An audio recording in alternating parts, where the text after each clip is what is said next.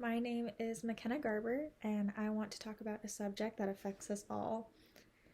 Children are the future of society, and society will not thrive if the children are not set up for success. According to the California Department of Education, the school dropout rate is a high 8.9%. This is largely due in part to the inadequate access to a proper and equal education amongst all schools.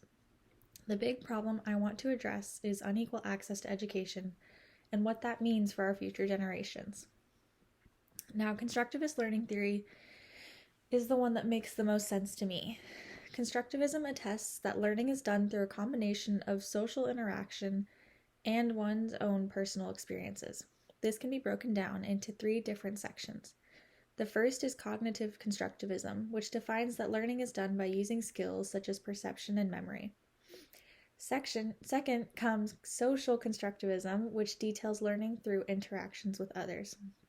The final branch of learning is radical constructivism. Radical constructivism is defined by a combination of social interaction and personal experiences. Another aspect is schemas, which we already visited in previous learning theories, but they also play an important role to build from previous knowledge to acquire the new knowledge. Now that we're on the same page about constructivism, I want to circle back to the problem at hand. Children across the United States are being expected to achieve the same results without the same access to resources or funding. The people that have the biggest opportunities to not only see the problem but make the necessary changes are the parents. However, if they are unaware or uncaring about the difficulties their kids are facing, then nothing will ever change. So my idea goes like this. Schedule a parent meeting for all the parents in 3 local school districts. Utilizing 3 school districts is to ensure that there is an even mix of parents who are less fortunate and the ones who are better off financially. Then have each of the parents partner up with another set of parents. This is to demonstrate the social aspect of constructivism. Once paired, each group will attempt to construct a house using a variety of supplies such as glue and tape and tongue depressors. It does not have to be fancy or ornate, but it needs to be able to stand on its own. However, what the parents don't know is that one side of the room will have far fewer materials than the other side of the room, and the limited supplies they will have will be old, previously used, or broken. The side of the room with unlimited resources will also have my help as the leader of this exercise, and the other group will not.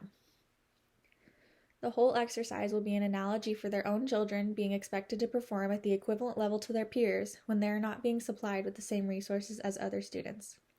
The intention of putting the parents in a somewhat frustrating situation is to demonstrate how important the issue at hand is.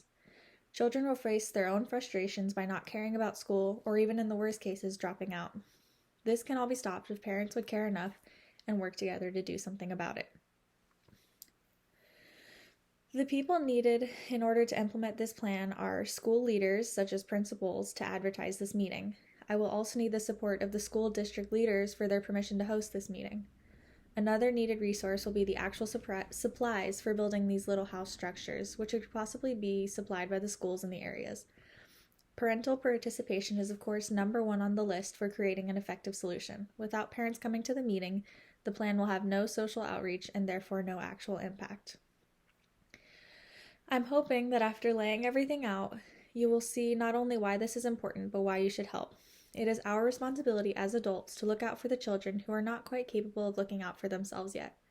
The impact you can have on the lives of so many kids is a number so high we can't even imagine. So please, think about everything that I have shared with you today and join the cause that will potentially change the future of society. Thank you for your time and consideration.